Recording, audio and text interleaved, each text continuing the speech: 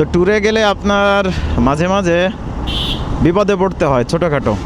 তো আমার সঙ্গে বেশ কয়েকবার এরকম হয়েছে, তো সেই বিষয়টাই আর কি আজকে আপনাদের সঙ্গে শেয়ার করব। লাস্ট আমরা যাই হচ্ছে আপনার ঢাকাতে 21 জুলাই 2025। সাধারণত আমরা নড়াইল থেকে ঢাকা যাওয়ার পথে ভাঙ্গাতেই আর কি সকালে নাস্তা করি। আমাদের প্রত্যেকের কাছেই আর কি আপনার রেইনকোট ছিল। তো আমরা যেটা করি, রেস্টুরেন্টের সামনে আপনার রেইনকোটটা রেখে, অর্থাৎ গাড়ির উপর রেখে তারপরে ভিতরে খানা খেতে যাই। আমাদের 2টা বাইক, 4 জন, মোট ছিল আপনার 3টা রেইনকোট ছিল বাইরে। তো তার মধ্যে আমার গাড়ির উপর শুধু আমার রেইনকোটটাই রাখি। অবাক করা বিষয় হচ্ছে আপনার যে খানা শেষ করে এসে দেখি যে আপনার আমার রেইনকোটের পায়জামাটা নাই, জামাটা আছে পায়জামা নাই। তাই বিষয়টা খুবই অবাক লাগছে আমাদের কাছে যে চোর যদি নেয় সেক্ষেত্রে তো আপনার জামা পায়জামা উভয়টাই নিবে, বাকি শুধু পায়জামা কেন থাকবে না? তো এটা কী জন্য হইতে পারে আপনারা কমেন্টে জানাবেন আপনাদের যদি কোনো আইডিয়া থাকে। আমরা যেটা ধারণা করছি, হয়তো বা আপনার যেহেতু রাস্তার পাশেই ছিল, এমন হইতে পারে, মানে বাস যেহেতু জোরে চলাচল করে ওখানে হাইওয়ে, তো সেই ক্ষেত্রে এমন হইতে পারে যে বাসের বাতাসে আপনার ওই রেইনকোটটা পড়ে যায় রাস্তায়, পরবর্তীতে কোনো গাড়ি বা কোনো কিছুতে আর কি টেনে নিয়ে যায়, বা কেউ রাস্তায় পড়ে দেখে নিয়ে যায়, এরকম হইতে পারে, এটা আমাদের ধারণা। তো যাই হোক, এটা ছিল একটা বিপদ।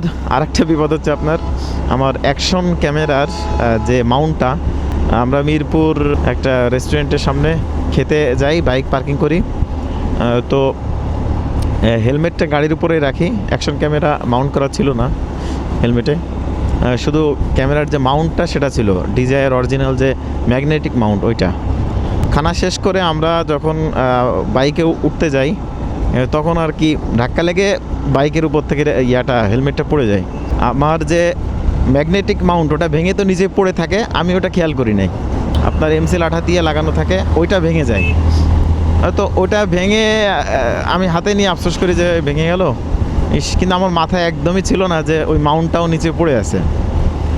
তো যাই হোক, তারপরে ওইখান থেকে আমরা চলে আসি। প্রায় আপনার ঢাকার এই পাশে চলে আসার পরে, অর্থাৎ পুরন ঢাকার কাছাকাছি আসার পরে মনে পড়ে যে আমার এই দুর্ঘটনা ঘটছে। কিন্তু তখন তো এত জ্যাম ঠেলে আবার আনা সম্ভব না, গিয়ে পাবো কি না। তো এই আর কি আমার দ্বিতীয় দুর্ঘটনা। তো অরিজিনাল ডিজায়ার ম্যাগনেটিক মাউন্ট এটা কিনতে গেলে আপনার 1200 থেকে 1500 টাকা, আর রেইনকোটের পায়জামার দাম তো হইতে পারে 500-700 টাকা। তো এই ঢাকা সফরে আর কি এই বিপদ 2টা আমার সঙ্গে হয়। এর আগেও আমার সিলেট ট্যুরে একটা প্রবলেম হয়েছিল, সেটা সংক্ষেপে আপনাদেরকে বলি। আমরা সিলেটে যাওয়ার আগে, সিলেট শহরে ঢোকার আগে একটা বাজারে আমরা হোটেলে থাকি। হোটেলের সামনে ইয়াটা রাখি, বাইক রেখে, আর আমাদের ব্যাগট্যাগ, তখন আমার টপ বক্স ছিল না, আমাদের ব্যাগট্যাগ পিছনে বাঁধা ছিল, আর ব্যাগের মধ্যে ছিল আমার চেস্ট ব্যাগ, যেটা বুকে আমি সবসময় ক্যারি করি। ওর মধ্যে আমার পাওয়ার ব্যাংক, তারপরে আমার ওয়্যারলেস হেডফোন সহ টাকা পয়সা ছিল না, বাকি খুব গুরুত্বপূর্ণ এবং দামি গ্যাজেট ছিল। তো হোটেলে যাই, উপরে রুম ঠিক করে এসে গাড়ি পার্কিং করব, তখন ব্যাগট্যাগ নিয়ে উপরে যাই, তারপরে দেখি যে ব্যাগের মধ্যে ওইটা নাই। চেন খোলা ছিল অবশ্য। তো এই জিনিসটা দেখে আমি খুবই অবাক হয়ে যাই। প্রায় আমার 6 থেকে 7 হাজার টাকার গ্যাজেট ছিল, তো পুরো ব্যাগটা সহ ওইটা সহ নাই আর কি, গ্যাজেট সহ নাই। তো সিলেট ট্যুরে আসলে খুবই মন খারাপ হয়েছিল তখন। এক তো এত দূরে কষ্ট করে গেছি, তারপরে পাওয়ার ব্যাংক ছিল, পাওয়ার ব্যাংক যদি চার্জ না দেওয়া যায় সেক্ষেত্রে কত বড় হয়রানি। এই একটা বিপদ সিলেট ট্যুরে আমার হয়েছিল। তো যাই হোক, পরবর্তীতে সেটা আমি অ্যাডজাস্ট করে নিই। আর আরেকটা বিপদের কথা বলি, সেটা হচ্ছে আপনার কক্সবাজার গিয়ে সেই বিপদটা আমার হয়। আমার S23 আলট্রা মোবাইলটা আমি কি করি, আপনার পানির কাছাকাছি গিয়ে, অর্থাৎ হাঁটু পর্যন্ত সমুদ্রে নেমে আমি ভিডিও করি। সমুদ্রে বড় বড় ঢেউ বাড়ি খেয়ে পানির ছিটে ফোটা আর কি আমার মোবাইলে লাগে। তো এই জিনিসটা আমি তখন নোটিস করি নাই। পরবর্তীতে আপনার যখন আমি রুমে আসি, এসে খেয়াল করি যে আমার মোবাইলের যে চার্জের জায়গা পয়েন্ট, সেখানে চার্জ হচ্ছে না, দেখাচ্ছে যে আপনার জায়গাটা পরিষ্কার করতে হবে, অন্যথায় চার্জ হবে না। তো তখন রাত আর কি প্রায় আপনার 9টা বাজে। আর এখন সার্ভিস সেন্টার আপনার তো অনেক দূরে, প্রায় 10-12 কিলোমিটার দূরে।